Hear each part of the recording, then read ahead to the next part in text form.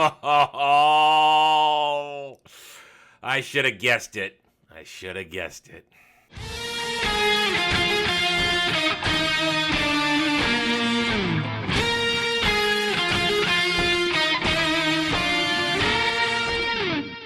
Howdy, y'all. I am Adam, the Renaissance Nerd, and welcome to my review of Picard Season 3, Episode 9, Vox.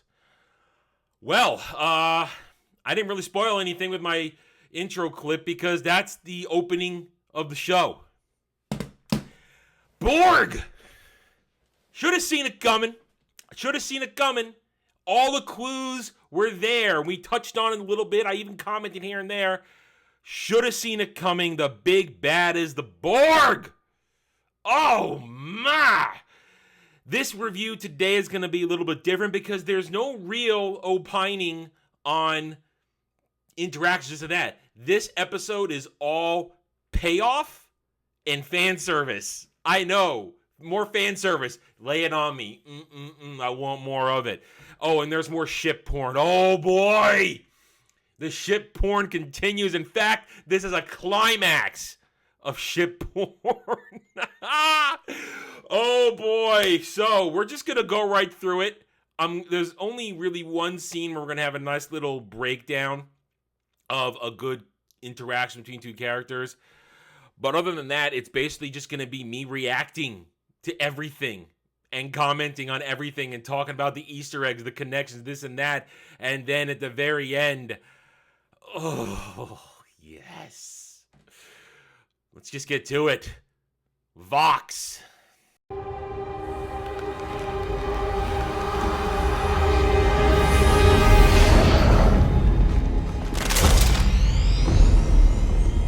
Jack, what is this?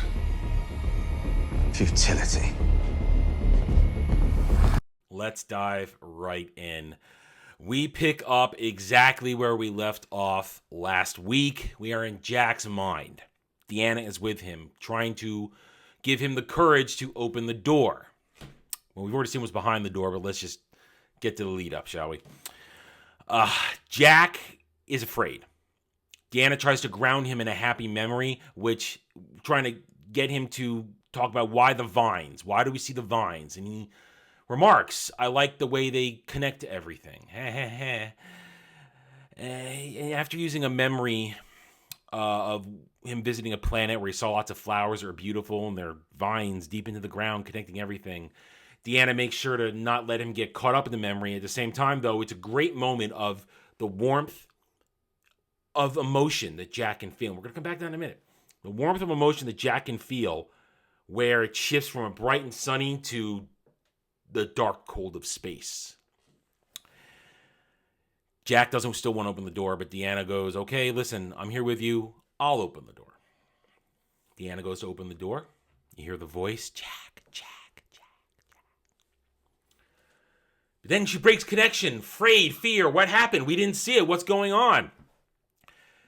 Jack's asking, what happened? Deanna bolts, runs out of the room, goes straight to Picard and Beverly without answering Jack, who's crying out, what happened? What do you see? What am I?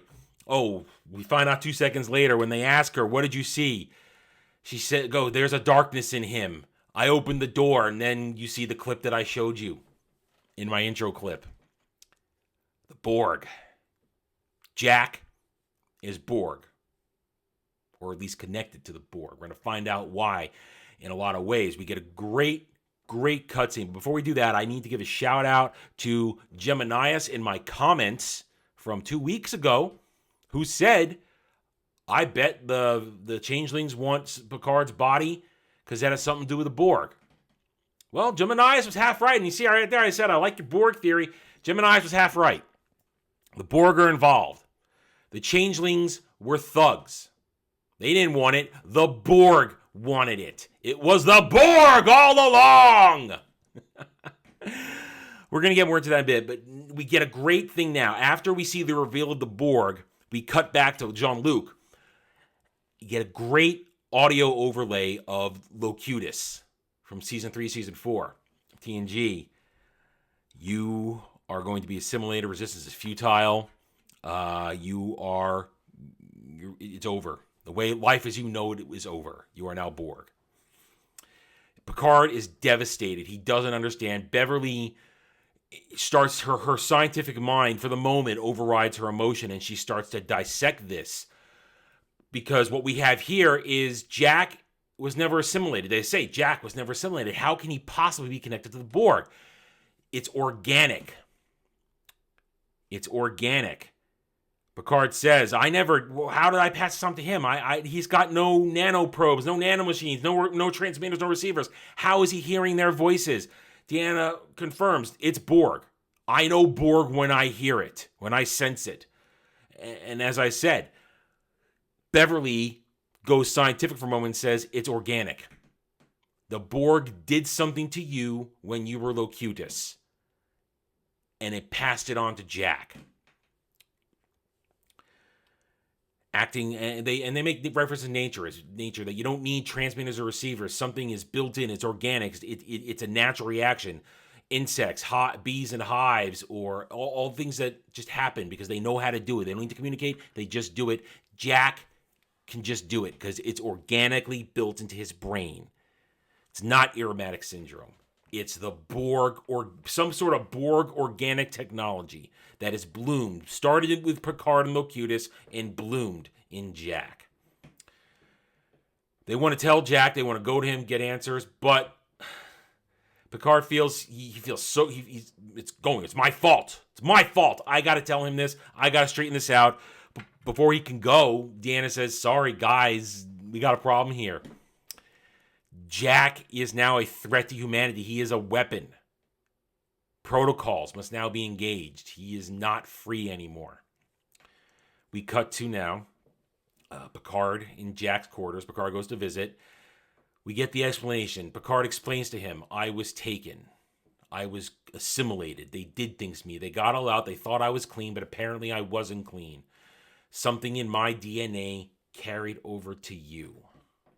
And now here you are. And this is the scene I want to talk about. The only real scene where we're going to dissect it a little bit because the rest of the episode, it's all natural stuff we expect from characters that know each other. But this is Jack and Jean-Luc. They don't really know each other. Jack is mortified. He questions, how much of me is really me if I'm Borg in my brain?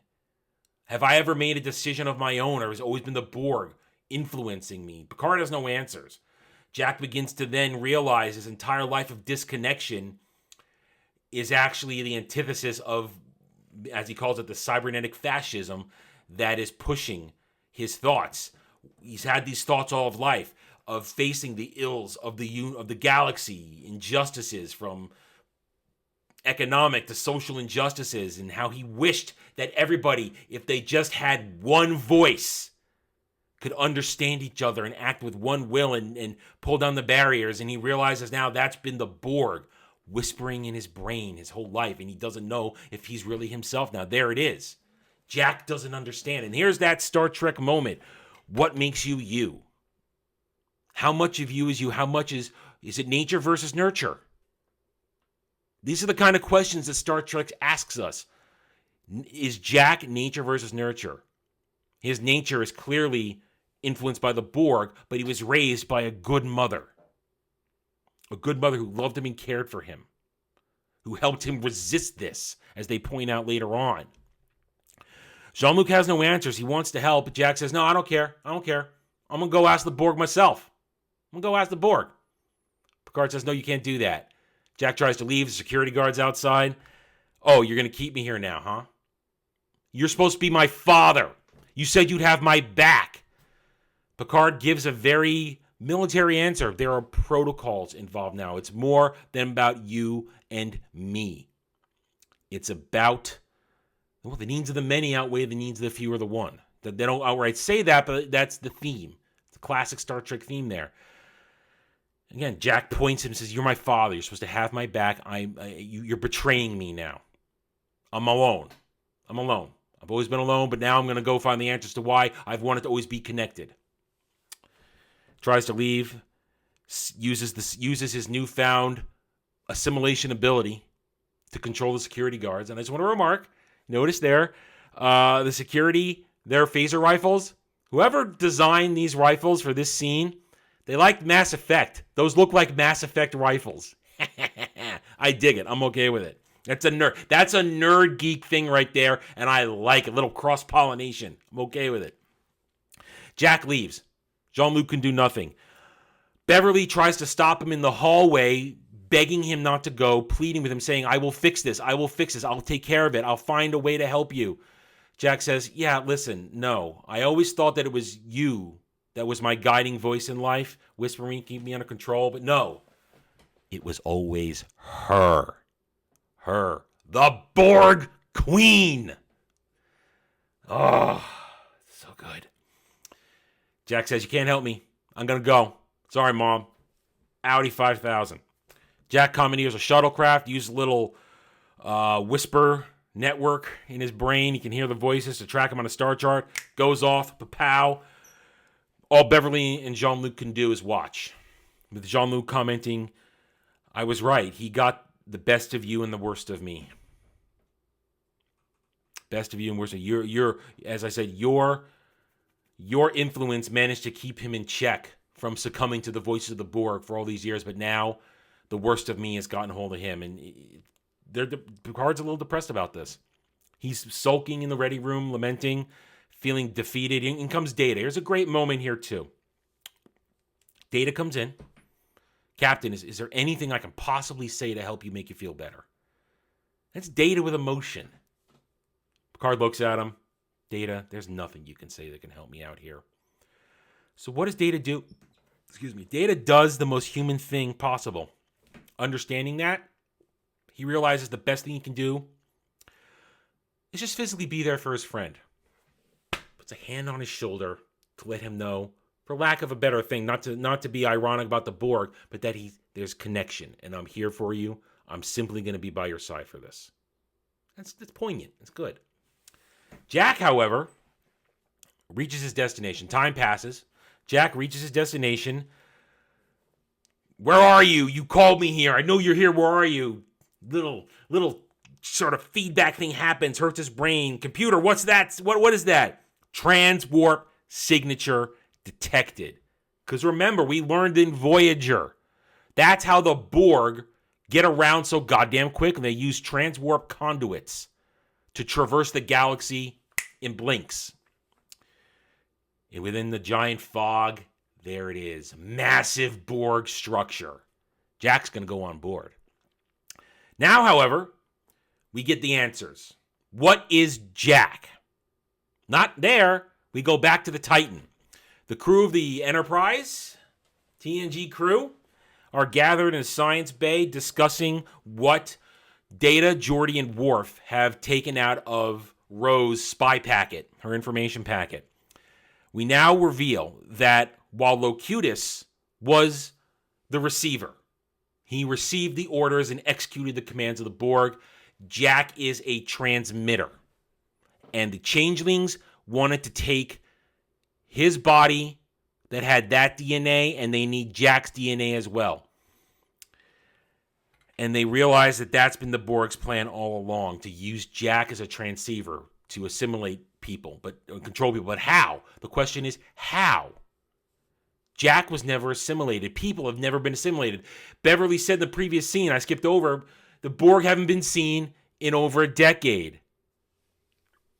That's right. That's a retcon from the rest of this stuff. No Borg. We haven't seen Borg. Sorry, rest of Picard, you didn't happen. Okay, we haven't seen the Borg. There you go. Borg have been gone. How could they have assimilated anybody? They haven't been around. We don't know. Worf says we don't have an answer to that. What we do have an answer for, though, is that here's the DNA. We can see that they altered Jean-Luc's DNA. And it's the same, of course, DNA in Jack. And that's the thing. And they're going to use it. They've changed, infiltrated. They have implanted a plan of the Borg into Starfleet.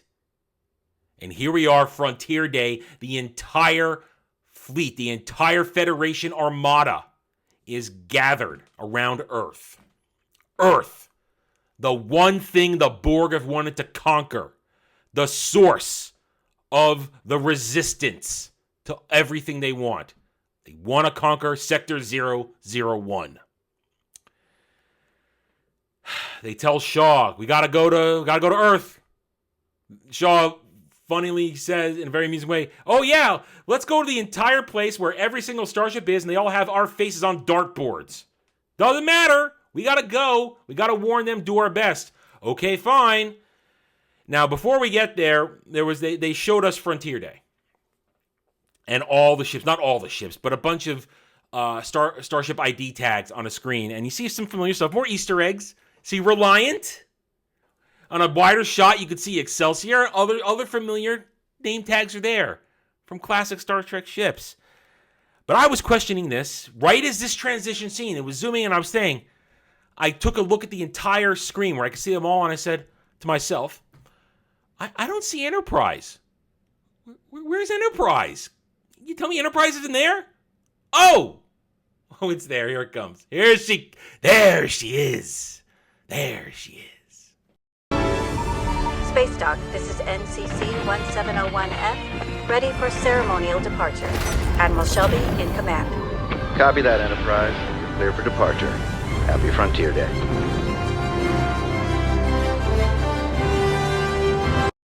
Enterprise F, baby!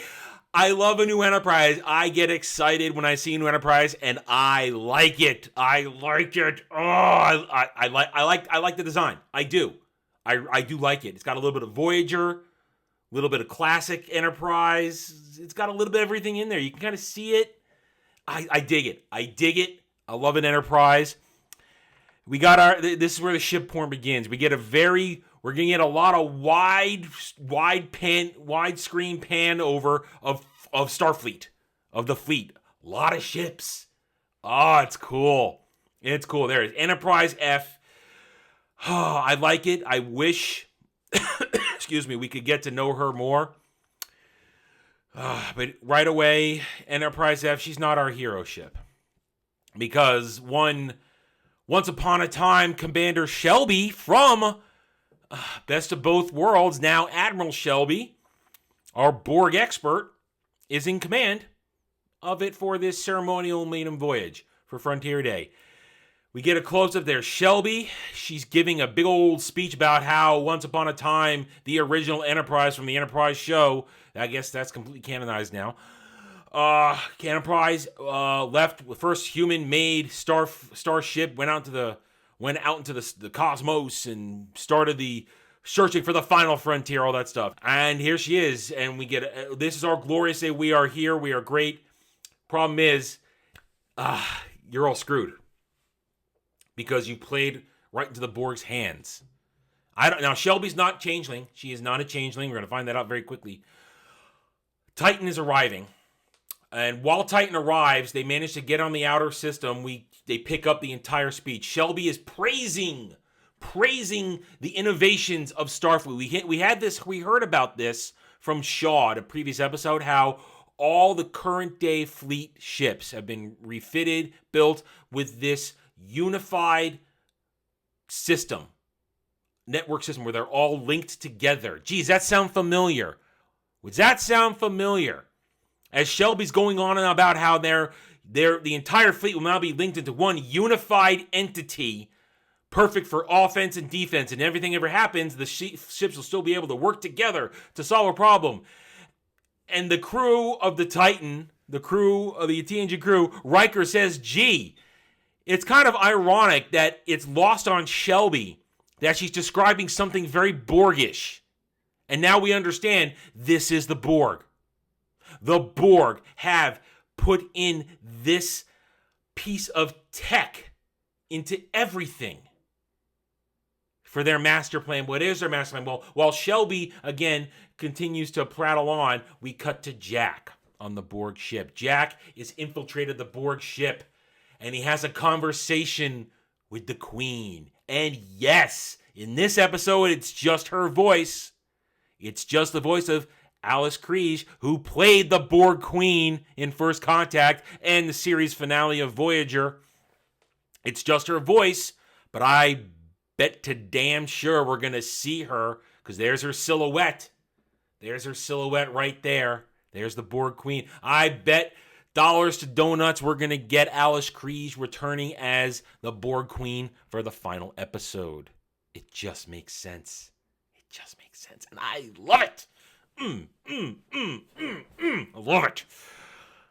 She basically, it's a very straightforward conversation of, you are my perfect creation, Jack. And I'm going to name you Vox because you're my voice. You're the voice that's going to reach out to everything. How? Oh, we learn how now. Jack is questioning everything. He's trying to get answers. He wants answers. She's toying with him. She's manipulating him. That you can't kill me because you already would have killed me if you wanted to. We cut to Geordi and Data and Jean-Luc and Beverly. They figured out what's going on. How the Borg are going to do it. While Shelby continues to prattle on, they figured it out. Beverly gets an idea. Isolate the code, the fleet unified fleet code in the transporter. They realize that through the changelings, the Borg put in Jean-Luc's receiver DNA into the transporter pattern buffers. Because remember, when a transporter happens, it breaks you apart and then reassembles you, so it has to have your DNA on file to reassemble you. And the Borg had the changelings put Picard's DNA, more accurate, let's just say the Locutus DNA, the Locutus factor, the organic Borg tech into all Starfleet transporter codes. So every time somebody used a transporter, boop, got a little bit of Picard in you, a little bit of Locutus in you. You are now a receiver for the voice, the transmitter. That is Vox. That is Jack. Oh, wait a minute. It doesn't work on everybody, though. Only works on young people prior to their frontal cortex completing maturation. So only the young are affected. Old people ain't going to be affected. Old, I mean late 20s, early 30s, and beyond, will not be affected by the incoming Borg transmission as they try now to do everything. Oh, not while as the Titan gets too close, they get grabbed to the sink. They're now locked in to the fleet and they're getting pulled in by everybody. Jack gets assimilated. Jack is assimilated. He gives up. He realizes, I can't fight you. The Borg Queen had control of him all along. He gives in. And then the Borg activate the transmitter. The voice, Vox. Jack is Vox. He puts out the call. And everybody of a certain age and below who has ever used a transporter on a Starfleet vessel is assimilated. That's right. In one fell swoop, the Borg assimilated. Seven has a reaction. Picard hears it too. We're earlier seeing Picard had that realization. That's why he could always hear the voices still. That's why he could track them. From in later episodes of TNG and in First Contact, he could hear them because the organic stuff was always still there. Seven hears it, Picard hears it, but they're too old. They're not being turned. But the rest of the bridge crew, including Sydney, including, I believe we heard her name now, Alondra, her sister, including Bajoran officer whose name I can't remember, other alien chick, everybody who isn't an old fart is assimilated. Sydney goes, we are Borg. Oh, no. No, and then you hear fleet-wide, every single ship is suddenly under siege by their own crew. It's a massacre. And what you see here, right, that's on Titan, but that's taking place on every single ship. You see a real quick clip of Shelby getting ganked by assimilated officers on the bridge of the Enterprise F. The Enterprise F ain't gonna save the day. As much as I would have thought that would be cool, she ain't gonna save the day. She ain't the hero ship of this show. The Titan is no longer the hero ship of this show because the Titan is lost. For a moment, Excelsior retakes her bridge. Go Excelsior! But then no. What happens? The entire fleet takes control of the ship, surrounds, and blows Excelsior to pieces. Geordi has a freak out. Tries to say, I gotta save my daughters. Data says, Geordi, we can't help them now. The only way we can help them is if we escape. They manage to, after a firefight breaks out, everybody escapes the bridge. They're in the turbolift. They're trying to get someplace, but then Shaw realizes, no, let's go to maintenance bay. We can go to maintenance bay. They don't have a. They don't have. We can get out there because they realize, how did Excelsior communicate with everybody? An old maintenance frequency. If we go to the maintenance bay, they won't be able to control anything down there using those frequencies. So they go there. They link up with the other members of our team there. Problem is, here comes another wave of assimilated officers. Boom, boom, boom, firefight. Meanwhile, as they're trying to figure out what do we do, Worf says, we cannot beat the fleet with a shuttlecraft that we escape on. And right away, as he said that, I realized what they were going to do. I realized it. I realized I see our path to victory. I know what our hero ship is going to be. Because Geordi says, I have an idea. Data, let's go get the shuttlecraft ready. We got to go. I think the shuttle will have enough gas to get us there. Firefight breaks out. We get a really good, funny moment, though, within the conflict of Geordi getting the shuttle ready. Data says, Geordi, is this going to work? How do we know they haven't already been there? They haven't exactly said where we're going yet, but you're a smart viewer. You can figure this out. Geordi says, Data, I really wish you could be a little more positive. Data reach out and goes, Geordi, I really hope we die quickly. It translates better on the screen, but it's a funny moment. I laughed out loud. It's a great Data emotion moment. It's great. I love it. Meanwhile, firefight happening. Everybody's getting out. We are left with Seven and Shaw and Raffi giving cover fire. Shaw's giving orders. The original TNG crew completely escapes. Problem is, they're overtaken. Shaw takes one to the chest. Sorry, everybody who wanted a Shaw spin-off show. You are not going to get it because Shaw dies. Shaw dies, but as he dies, he completes his character arc with Seven and says, I'm done. It's yours now. You have the con, 7 of 9. And Seven and Raffi are left on the Titan.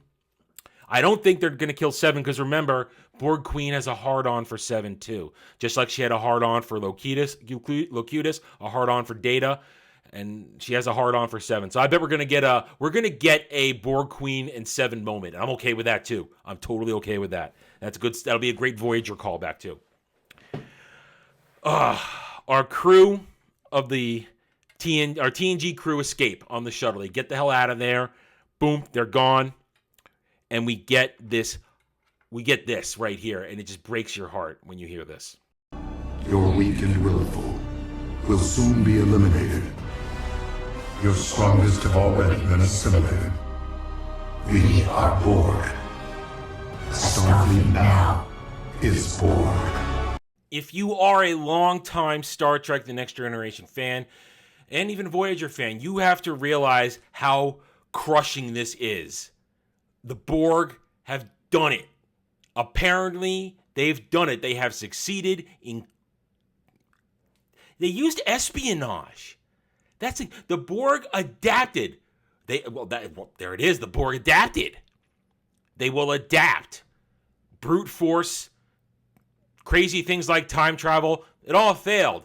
This time, espionage. They snuck in the back door.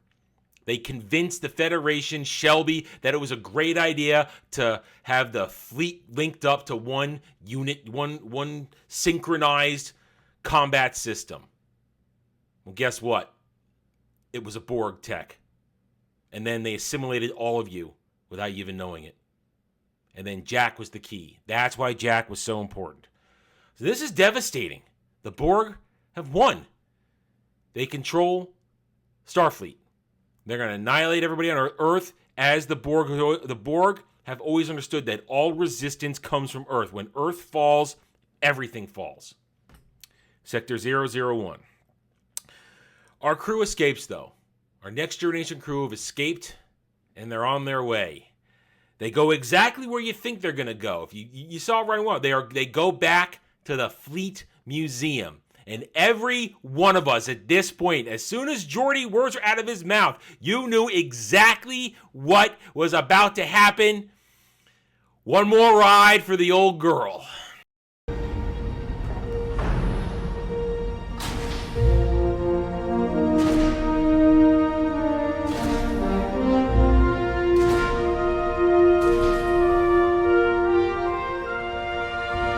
The Enterprise D.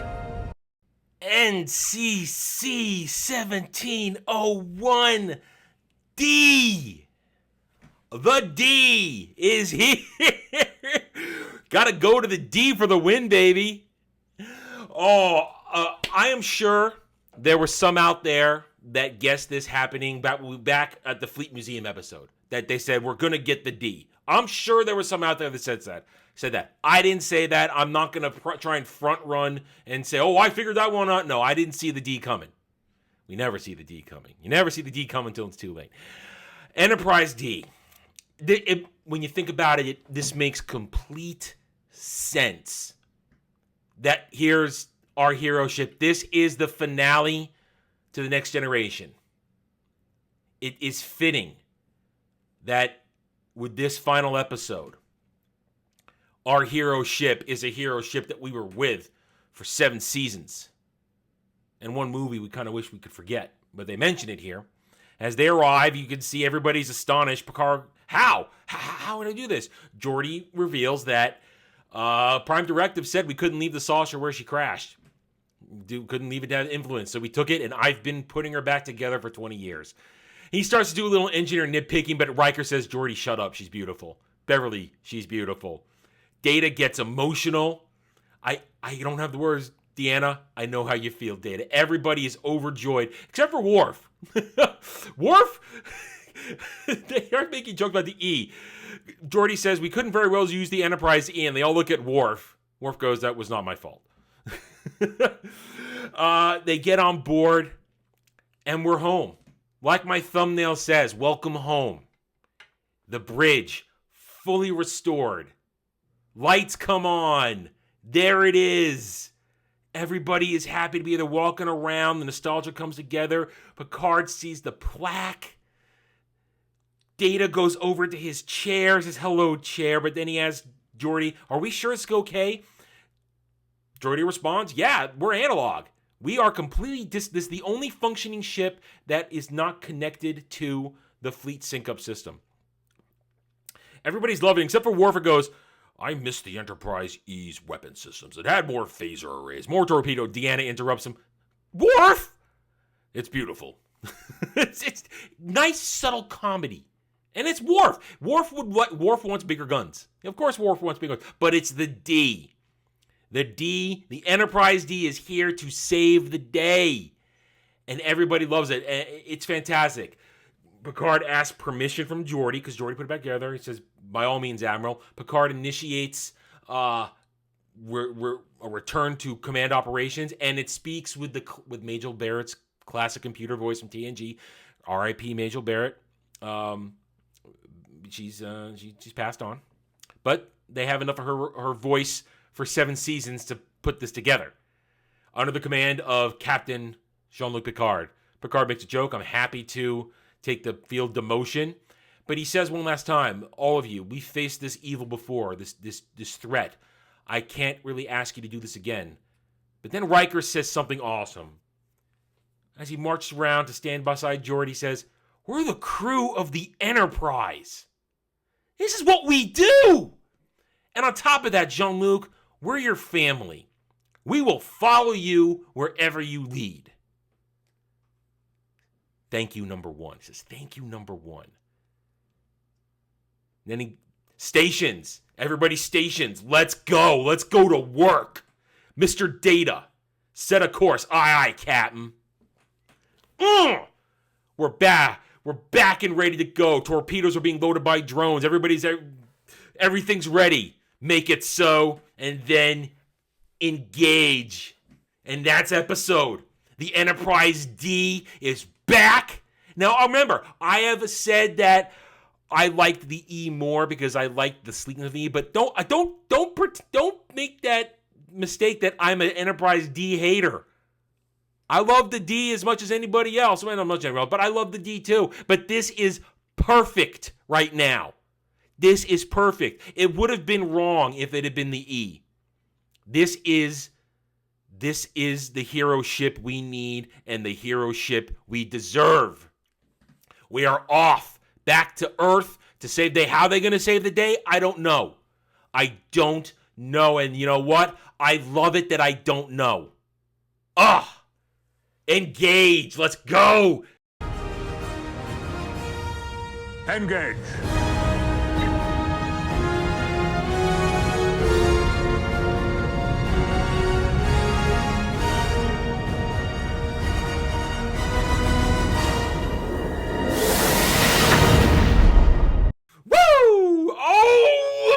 I need episode 10 right now. I hate all of you that are going to binge watch this in a week. I hate you all because you don't have to wait.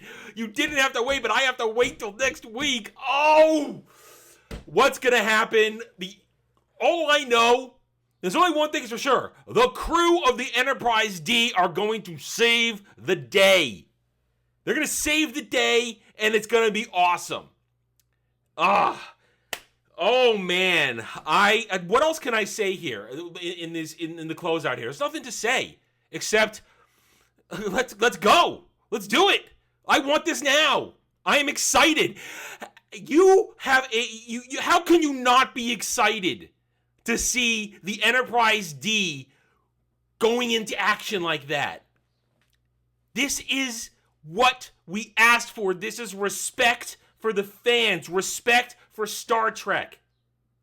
This is what we wanted. I cannot wait. I can't say that enough. I'm happy. I'm happy. I had a great time today, and I know this time next week, as I'm finishing up my review, I'm going to be thoroughly satisfied. It's going to be bittersweet because this is it, probably for Star Trek, but I'm going to be satisfied because I'm going to watch the Enterprise D, the crew from the Next Generation, be heroes one last time. I don't have to say. Nothing else to say except I hope you like this. I hope you're as excited as I am if you've been watching these. If you haven't watched it, again, I encourage you to just give it a try. I'm having fun. You could be having fun too. It feels good to have fun. It feels good to look forward to something, and I'm looking forward to what is all setting up to be an epic finale. Live long and prosper. I will see you guys next week. Hit that like button. Subscribe if you're new here. Take it easy, everybody. Thanks for watching, everybody. If you'd like to reach out to me, please email me at theranernerd@gmail.com for all channel business purposes. I am on Twitter now, mostly for promotion and sharing of videos. Maybe a little shit stirring here and there. Who knows? @TheRenNerd. You can also find me at the Geeks and Gamers forums under @ROAS, and you can see me on Rumble and Odyssey under the Renaissance Nerd. Thanks again for watching. Take it easy.